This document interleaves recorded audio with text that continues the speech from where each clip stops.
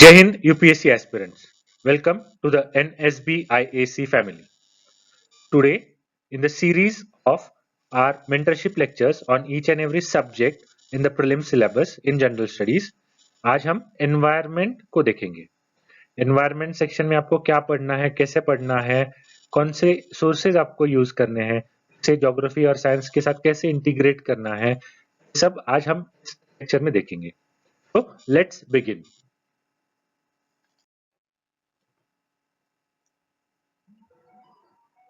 Aspirants, environment अगर आप prelims देखें और प्रीलिम्स में जनरल स्टडीज के पेपर को देखें तो सबसे बड़ा कंपोनेंट है एनवायरमेंट, क्योंकि सिविल सर्विस प्रिलिमिनरी एग्जामिनेशन के साथ ही इंडियन फॉरेस्ट सर्विस एग्जामिनेशन भी एक इसी प्रीलिम्स के द्वारा Indian forest service mains examination के लिए स्टूडेंट्स की स्क्रीनिंग होती है. और क्योंकि फॉरेस्ट सर्विस का भी इसमें स्क्रीनिंग एग्जामिनेशन होगा तो एनवायरमेंट के सेक्शन में सबसे ज्यादा क्वेश्चंस फ्रेम किए जाते हैं जनरल स्टडीज पेपर में. इसी वजह से हमें इंडिस्पेंसेबल हो जाता है एनवायरमेंट का प्रिपरेशन करना. If you want to clear the prelims, आपको एनवायरमेंट सेक्शन को पूरा अच्छे से पढ़ना ही होता है, क्योंकि around 25 questions are framed from environment section. कई साल ऐसे थे जहां पे 32 क्वेश्चंस तक पूछे गए थे. क्या होता है, एनवायरमेंट इज इंटरडिसिप्लिनरी, ज्योग्राफी से रिलेटेड होता है, बायोलॉजी से रिलेटेड होता है, इकोनॉमी से भी रिलेटेड होता है. इसलिए कभी कभार ऐसे लगता है कि इन सारे क्वेश्चंस को भी हम एनवायरमेंट के क्वेश्चन समझ लेते हैं. एनवायरमेंट से डिराइव्ड या एनवायरमेंट से रिलेटेड क्वेश्चंस 25 से 30 क्वेश्चंस के अराउंड कितना भी आ सकते हैं. इसीलिए it is important that you should not ignore environment and prepare environment properly, focusing on the areas asked in the PYQs और current affairs. ऐसे sections आप पढ़िए तो PYQs में आते हैं, आने की संभावना इस साल ज्यादा है. और करंट अफेयर्स में जो क्वेश्चन बेस्ड है, जो करंट अफेयर्स से डिराइव कर सकते हैं, चाहे वो कॉन्सेप्चुअल भी हो, ऐसे क्वेश्चंस को आप अच्छे से पढ़ लीजिए. देखते हैं कि एनवायरमेंट का प्रिपरेशन आपको कैसे करना है. अब ये सबसे फेवरेट सवाल है एस्पिरेंट्स का, सबसे फेवरेट सवाल, specially when it comes to environment. It is the most favourite question of all the aspirants, almost majority of the aspirants. What source should we use for environment? क्या पढ़े, कौन सी किताब पढ़े, कौन से नोट्स पढ़े, कौन से वीडियोस देखे, ये एक फेवरेट क्वेश्चन है. देखिए, पर्सनली आप कोई भी सोर्स पढ़े, source is not important. What is important is the contents that you cover in this section. कि PSC focuses on the contents and not on the sources. पहली बात है कि सोर्स स्टैंडर्ड होना चाहिए, क्योंकि स्टैंडर्ड सोर्सेस से आपको कॉन्सेप्ट्स और बेसिक फैक्ट समझने में आसानी हो जाती है. तो personal advice to you is advice a book. It is available in the market. Is related to environment, written by doctor Archana Sharma. अगर ये मिलता है आपको, आप लीजिए. नहीं मिलता है तो छोड़ दीजिए. आप जो भी सोर्स दूसरा पढ़ रहे हैं उसे कंटिन्यू करिए. मेरा ये पर्सनल एडवाइस है, क्योंकि इसमें चीजें काफी अच्छे से डिस्कस करी है, एग्जामिनेशन पर्सपेक्टिव से क्लैरिटी काफी अच्छी देती है, इसीलिए I advise this. If you are not using this, I will tell you that to at least cover the NCERT of biology of class 12th. Class 12th biology की जो NCERT है उसमें last 4 chapters, remember, last 4 chapters are related this section. भी आप source कोई भी पढ़ रहे हो, what is important to note that you should not cover the booklet, you should not cover the entire book. What is important that you cover the basic concepts and facts, but what जो related है ऐसे topics पे जो syllabus में mention करे हैं. अब syllabus में क्या मेंशन करा है? सबसे पहला टॉपिक है इकोलॉजी, एनवायरमेंट इकोलॉजी, ये पहला टॉपिक है. उसके अलावा फिर दूसरा टॉपिक कौन सा है? बायोडाइवर्सिटी. और तीसरा टॉपिक कौन सा है? Climate change. ये आप अगर एनवायरमेंट एक सेक्शन पकड़ते हैं, उसमें से ये 3 सेक्शंस ऐसे आपको करने पड़ेंगे. Ecology, biodiversity and climate change, ये 3 सेक्शंस है. तो इसके जैसे इकोलॉजी के बेसिक कॉन्सेप्ट्स आपको पढ़ने हैं, आप सोर्स कोई भी ले सकते हैं. आप ये मैं आपको एडवाइस करूंगा, अगर ये आपको नहीं मिलता है, आपको ये नहीं कंफर्टेबल हो आप इसके साथ, तो कोई और करिए जो भी अवेलेबल है. सबसे पहला क्या, पूरा किताब पढ़ने के पीछे मत दौड़िए.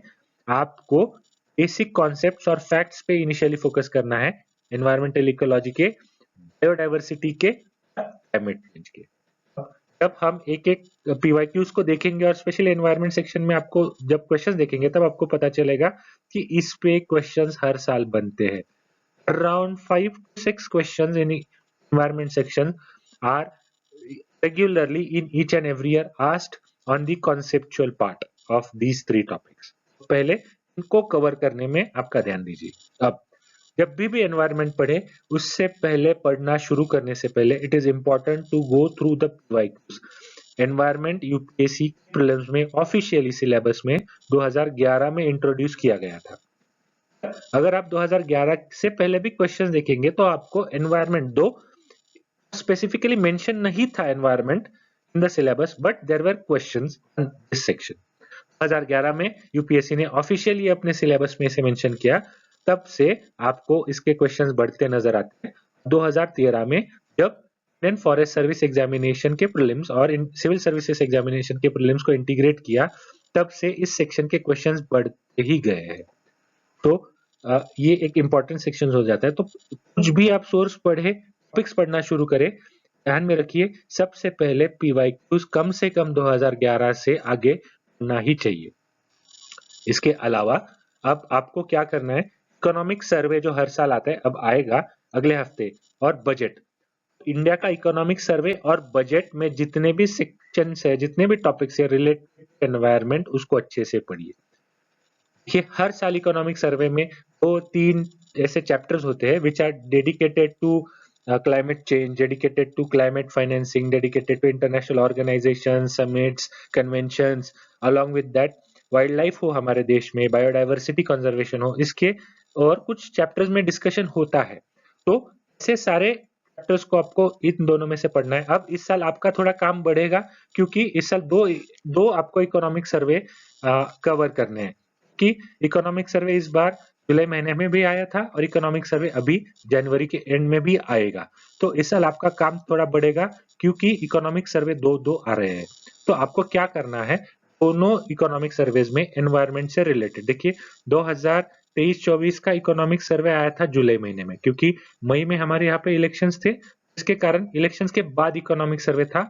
और 2024-25 का जो इकोनॉमिक सर्वे है वो आने वाला है जनवरी के एंड में, 2025 जनवरी के एंड में। तो इन दोनों इकोनॉमिक सर्वेज में से एनवायरनमेंट के चैप्टर्स को अच्छे से पढ़िए। दोनों बजट्स में एनवायरमेंटल प्रोविजन जितने भी है, क्लाइमेट चेंज, बायोडाइवर्सिटी, उसको अच्छे से समझिए। इसके अलावा इंडिया ईयर बुक, जो government of India publication division जो है वो एक इंडिया ईयर बुक पब्लिश करता है। अभी इस साल इंडिया 2025 आएगा, 25 हो 24 हो ज्यादा कुछ फर्क नहीं रहता, थोड़ा बहुत अपडेशन होता है। 25 का वक्त से आ जाए मार्केट में तो ठीक है ना, you can purchase the year book published in year 24। तो इस बुक में से आपको एक entire chapter is devoted towards environment, forests and climate change. उस चैप्टर को अच्छे से पढ़िए, उसमें इंस्टीट्यूशंस दिए गए जैसे वाइल्ड लाइफ सर्वे होगा या zoological survey, botanical survey, wild life institution of India, national tiger conservation authority, फिर कुछ इंटरनेशनल ऑर्गेनाइजेशन से रिलेटेड कुछ दिया होगा, तो उसको अच्छे से पढ़िए, अच्छे से समझिए। एनवायरनमेंट एक डायनामिक सब्जेक्ट है, तो इसके लिए आपको इंटरनेट का यूज काफी करना है। जैसे फॉर एग्जांपल कोई प्रोटोकॉल अगर हो, फॉर एग्जांपल बायोसेफ्टी के लिए कमेंट सेक्शन में बोलिए कौन सा प्रोटोकॉल है। अगर जो भी प्रोटोकॉल है उस प्रोटोकॉल से रिलेटेड जो भी डिटेल्स होंगे आप एक बार इंटरनेट पे चेक कर लीजिए, क्योंकि अगर उसका कोई सबमिट हो गया हो, उससे रिलेटेड कोई न्यूज आई हो, तो हम मिस कर जाते हैं। फॉर एग्जांपल क्योटो प्रोटोकॉल है, पेरिस एग्रीमेंट है। इसके अलावा जैसे फॉर एग्जांपल वेटलैंड्स इंडिया में है, इन सभी टॉपिक्स का अपडेट्स आपको रेगुलरली करना है, वो इंटरनेट के जरिए आप करिए। इसी के साथ एनवायरनमेंट मैंने जैसे कहा it's a dynamic subject, it is important that you focus on current affairs for environment. मैं आपको एक एग्जांपल देता हूँ। आप 2020 का समय याद करिए जब इंडिया में लॉकडाउन चल रहे थे और कुछ 10-12 दिन 15 दिन के लिए एक न्यूज साउथ इंडिया से बहुत नेशनल लेवल पे बहुत उस न्यूज की चर्चा हुई थी। कुछ हाथियों का एक डेथ हो गई थी, एक हाथी की एक पॉन्ड में, एक तालाब में डेथ हो गई थी। और जब उसका इन्वेस्टिगेशन किया गया हमें पता चला कि उस हाथी ने कहीं से पाइनएप्पल खाया था, पाइनएप्पल में एक्सप्लोजिव्स किसी किसान ने रखे थे कि हाथी होते हैं तो वो पाइनएप्पल खाते हैं और जो कमर्शियल खेती करते हैं उनको लॉस कम से कम हो, इसीलिए कुछ एक्सप्लोजिव्स उन्होंने हाथियों को वहां आने से कुछ ना कुछ एक डेटरेंस होना चाहिए, इसलिए एक एक्सप्लोजिव्स उन्होंने रखे थे। गलती से हाथी ने वो एक्सप्लोजिव्स खाए और एक तालाब में कुछ देर बाद उस हाथी की मौत हो गई और नेशनल लेवल पे ये पिक चला था। और देखिए 2020 का एग्जाम मई में ना होके कोविड लॉकडाउन के कारण वो अक्टूबर में हुआ था और उस एग्जामिनेशन में हाथियों के लाइफ साइकिल से रिलेटेड एक क्वेश्चन पूछा गया था। एलिफेंट्स के लाइफ साइकिल से रिलेटेड एक क्वेश्चन पूछा गया था। तो देखिए कितना करंट अफेयर्स में एनवायरनमेंट के क्वेश्चंस रूटेड होते हैं। तो आप जब भी पढ़े, क्योंकि इस साल मैं आपको एलिफेंट्स का ही एग्जाम्पल क्यों दे रहा हूँ, इस साल मध्य प्रदेश के एक हिस्से में कुछ हाथियों की मौत हुई है फूड पॉइजनिंग के कारण। तो अभी आप एलिफेंट्स का लाइफ साइकिल तो पढ़ना ही है, पर एलिफेंट्स से रिलेटेड सभी से सभी जानकारी जो महत्वपूर्ण है वो आपको नोट करने हैं, उसे रिवाइज करने हैं, क्योंकि करंट अफेयर्स में बेस्ड एनवायरनमेंट का एक क्वेश्चन बन सकता है। इसके अलावा भी करंट अफेयर्स में से बाकी कौन सी भी चीजें हो वो आपको ध्यान से देखनी है, specially when it comes to environment. Along with that, you should ensure कि आप जो recent changes होते हैं, जैसे टाइगर रिजर्व कौन से बड़े हैं क्या, लोग कमेंट सेक्शन में बोलिए लेटेस्ट टाइगर रिजर्व कौन सा है। वो 57 टाइगर रिजर्व है, कौन सा है और कौन से स्टेट में ये टाइगर रिजर्व बना है। तो आपके टाइगर रिजर्व्स का एक लिस्ट होना चाहिए, आपके वेटलैंड्स का एक लिस्ट होना चाहिए, आपके और बोलिए कौन कौन से चीजें है जिनका लिस्ट होना चाहिए। बायोस्फीयर रिजर्व्स का एक लिस्ट होना चाहिए। ऐसे सारे इंपॉर्टेंट लिस्ट आपको बनाने हैं। उस लिस्ट को आपको अपडेट करते रहना है, क्योंकि कभी कभार क्या होता है ये अपडेट होते रहते हैं, जैसे टाइगर रिजर्व का एडिशन हो गया है या और कुछ एडिशन हो गया होगा, तो ऐसे सारे चेंजेस आपको आपके नोट्स में इनकॉर्पोरेट करने हैं कि क्वेश्चंस अगर उस पे आए तो वो मार्क्स आपको लूज नहीं करने हैं। तो इम्पोर्टेंट है कि आपको ऐसे सारी चीजें अपडेट करनी है, करंट अफेयर्स को क्लोजली पढ़ना है, इंटरनेट का इस्तेमाल करना है।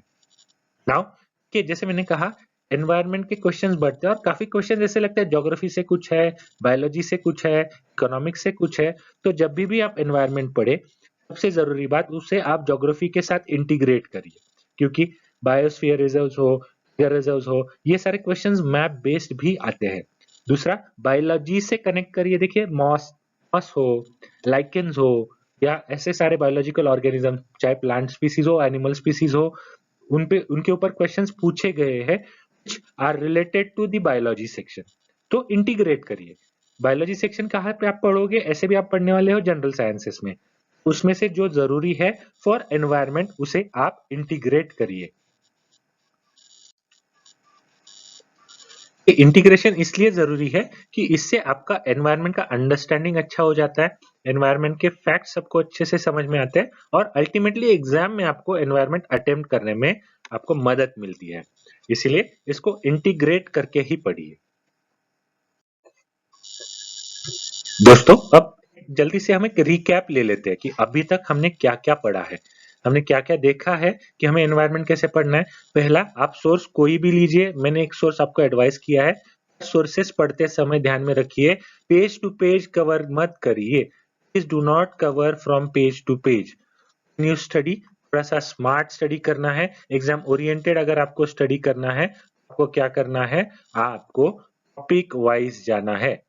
मैंने जैसे कहा शुरुआत करिए, 3 टॉपिक्स है जो सिलेबस प्रिस्क्राइब करता है, ecology, biodiversity and climate change, ये महत्वपूर्ण है। दूसरा, आपको इंटरनेट का यूज सबसे ज्यादा करना है जब आप स्पेशली करते हो एनवायरनमेंट का सेक्शन।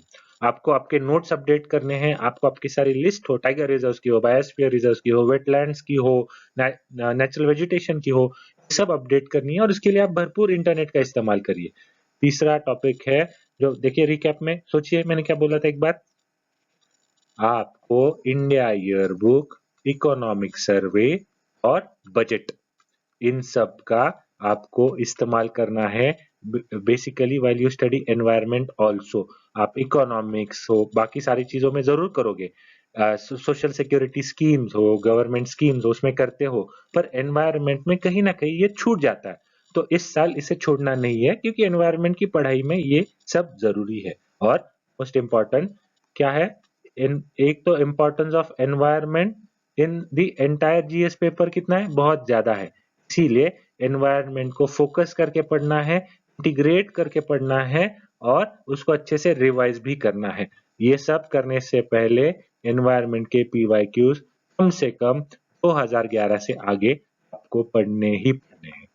अच्छे से समझ लीजिए, फैक्चुअल क्वेश्चंस कौन से है, वो फैक्ट्स किस तरह के समझ लीजिए, कॉन्सेप्चुअल क्वेश्चंस कौन से है, कॉन्सेप्ट्स किस तरह से है वो समझ लीजिए, कहाँ पे फैक्ट्स और कॉन्सेप्ट्स को मिला के क्वेश्चन बनाया गया है, ट्विस्ट किया गया है, वो देख लीजिए। और सबसे जरूरी है लॉजिकल अप्रोच होना चाहिए आपका एनवायरनमेंट सेक्शन सॉल्व करते समय, उसे भी पीवाईक्यूज के जरिए समझ लीजिए और उसके बाद ही टॉपिक्स की पढ़ाई की बढ़िए। Aspirants, I sincerely hope that you will use this video for the best of your preparation in the section of environment. Thank you. Jai Hind.